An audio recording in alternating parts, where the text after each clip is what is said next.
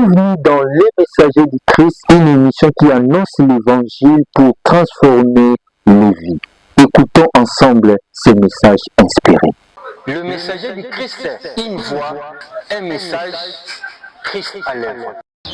Shalom bien-aimé, peuple de Dieu, que Dieu vous bénisse de là où vous êtes en train de suivre. Aujourd'hui encore, je vous amène un petit thème que j'appelle les sacrificateurs qui portent l'arche de l'Éternel. Mais je parle des sacrificateurs qui portent l'arche de l'Éternel. Vous allez bien le trouver dans Josué chapitre 3. Quand vous lisez tout ce chapitre jusqu'à la fin, au dernier verset qui est le verset 17, vous allez comprendre quel rôle a joué les sacrificateurs qui portent l'arche de l'Éternel. Il s'agissait de la traversée du Jourdain. Les peuples se retrouvent en face du Jourdain, juste en face du Jourdain comme ça, dans cet endroit qu'on appelait Sittim. Dans cet endroit, ils ont fait 3 jours là-bas. Et les 3e jour, ils sont là, ils cherchent comment traverser les Jourdains. Parce que l'obstacle majeur, je vais déjà ouvrir une brèche pour quelqu'un ici. L'obstacle majeur pour les enfants d'Israël, c'était l'eau. Parce que l'eau, c'est ce qui a fait qu'il y a eu un combat entre les Égyptiens et les Israélites. C'était que l'eau. Dieu a permis que les enfants d'Israël puissent traverser la mer Rouge. Et depuis lors, les Égyptiens ne peuvent plus traverser pour venir déranger les enfants d'Israël. Donc l'eau encore, une fois de plus, comme le Jourdain, c'était un grand obstacle. Un grand obstacle. Mais je parlerai de ça prochainement, même après.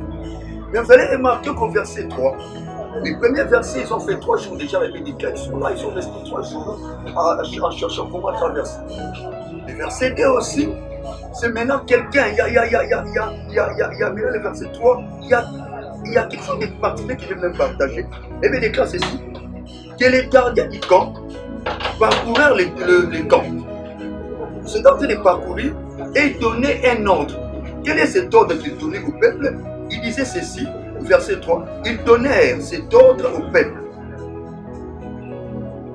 Lorsque vous verrez l'arche de l'alliance de l'Éternel, votre Dieu, porté par les sacrificateurs, les Lévites, vous partirez de où vous êtes et vous vous mettrez en marche après elle.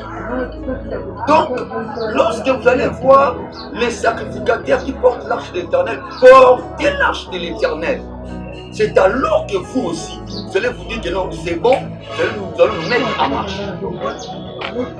Je vais partager beaucoup de points ici.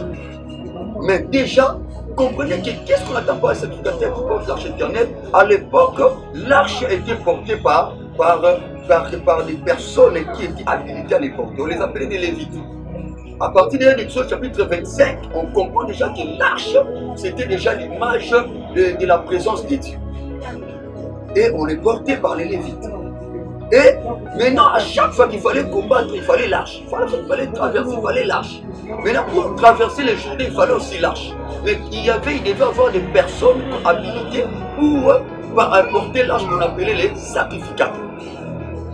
Qui est ces sacrificateurs? C'est celui-là qui portait, c'est là que le peuple a choisi. Maintenant, je vais directement nous ramener dans ce que nous sommes. Ou aller directement chuter dans ce que nous sommes. Quand nous lisons la parole de Dieu, nous sommes dans le livre d'Apocalypse chapitre 1, verset 6. Bien aimé dans les Seigneur, c'est très fondamental. Apocalypse chapitre 1, verset 6, il me déclare ceci, il a fait de nous un royaume de sacrificateurs. Donc, en comprenant quelque chose, nous comprenons que si tu es en Jésus-Christ de Nazareth, il a dit il a fait de nous. Quand on dit il là, ce n'est pas ton oncle, ce n'est pas papa, ce n'est pas maman biologique. C'est quelqu'un qui a payé le prix à la croix, qui a payé le prix à la croix, il a fait de nous un royaume de sacrificateurs, un royaume de sacrificateurs. Donc déjà comprends que en Christ, le Seigneur nous a fait des sacrificateurs. Moi et toi, nous sommes des sacrificateurs. Nous sommes des sacrificateurs qui portent l'arche éternelle. Maintenant, l'arche de quoi? L'arche, c'est Jésus que nous sommes en train de porter en nous-mêmes. En train de le porter. Comment je le sais encore? La Bible déclare, Colossiens chapitre 1, verset 27. La Bible dit ceci, Christ en nous. Nous portons l'arche de l'Éternel, nous portons Christ en nous. Nous portons Christ en nous. Et les versets qui suivent, le verset 4, il déclare qu'il y aura une distance entre eux, vous et les peuples, de 1000 coudées. De 2000 coudées. On a parlé de 2000 coudées au verset 4. En d'autres termes, quand on parle de coudées, un coudé c'est presque 54 cm. C'est un demi-mètre. Donc nous sommes dans les 1000 mètres, donc dans les 1 km avec les peuples. Les sacrificateurs qui portaient l'arche de l'alliance et les peuples, il y avait une distance de 1 km. Toi qui portes l'arche de l'Éternel, aujourd'hui le Seigneur m'a envoyé de te dire que tu ne peux pas échouer, que tu ne peux pas rester derrière les gens. Tu ne peux pas rester à la queue, comme on dit, à la queue. Non. D'ailleurs, il me déclare que nous sommes la tête et non la queue. Pourquoi? Parce que tu portes l'arche de l'Éternel. L'arche de l'Éternel dit, il me déclare au verset 4, vous allez garder une distance entre le peuple de 2000 coudées qui est différent, qui est maintenant, qui signifie 1000 mètres ou encore 1 km. Toi et les peuples, toi qui portes l'arche de l'Éternel, tu as toujours une longueur d'avance. Voici le message de Jésus que tu as annoncé pendant quelques 2 minutes en te disant ceci. Ne te sous-estime pas. Ne crois pas que tu es le moindre de tous. Toi qui as reçu Christ comme Seigneur et Sauveur, tu as ce qu'on appelle une longueur d'avance. Tu ne peux, c'est-à-dire même si tu es dans la famille, on attend que toi pour que les choses bougent. On attend que toi pour que ta famille puisse avancer. On attend que toi pour gagner les batailles dans ta famille. On attend que toi pour que les combats de ta famille puissent être résolus. Toi qui portes l'arche de l'Éternel, ne te sous-estime. Tu es enfant de Dieu, tu as tout en toi pour être capable de franchir les limites de ta vie. J'aimerais jeter en te disant ceci, que tu as une longueur d'avance, tu as une vitesse de croisière, tu ne peux pas échouer. C'est pourquoi cette année je déclare sur ta vie. Toi qui portes l'arche de l'Éternel, toi qui es enfant de Dieu, toi qui as crié en Christ comme Seigneur et Sauveur, tu n'échoueras pas, Seigneur. Tu n'échoueras, tu réussiras, tu avanceras. Tu ne resteras pas derrière les gens. Non, non, non, non, non. Cette année finit cette histoire-là de rester derrière les gens pour qu'on puisse regarder.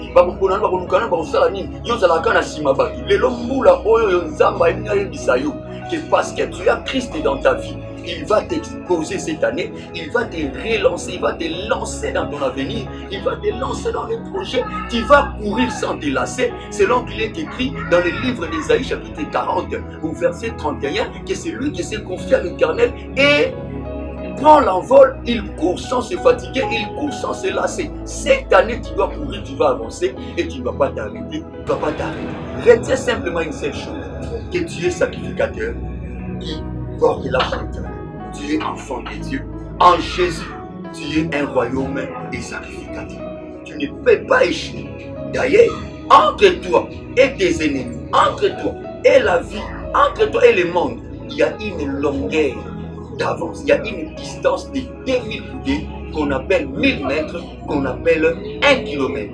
Et on a déclaré la vitesse de croisière cette année, la vitesse de croisière cette année, que les Seigneurs te bénissent, que les Seigneurs te donnent la vitesse dans tes affaires, que les Seigneurs te donnent la vitesse dans ton travail, que les Seigneurs te donnent la vitesse même dans tes études, que les Seigneurs te donnent une longueur d'avance, que tu voyes les choses que les autres n'ont jamais vues, que lorsque tu es assis là, que tu regardes très loin et que les autres ne puissent pas voir les choses que tu es en train de voir, que l'esprit de la prophétie entre sur ta vie, que le Seigneur Jésus vit dans ton cœur afin qu'il t'amène de gloire en gloire, comme il est écrit en Christ, nous allons de gloire en gloire. Au nom de Jésus, c'était votre humble serviteur, le berger Armand Balou. Que le Seigneur vous bénisse tous et à nous revoir prochainement. Merci. Merci à l'instrument de Dieu pour ces messages édifiants. Dieu envoie cette parole pour instruire et former son peuple. Elle apporte connaissance et sagesse. Dieu attend que nous appliquions cet enseignement dans notre vie quotidienne. Le messager du Christ, une voix, un message, Christ à l'œuvre.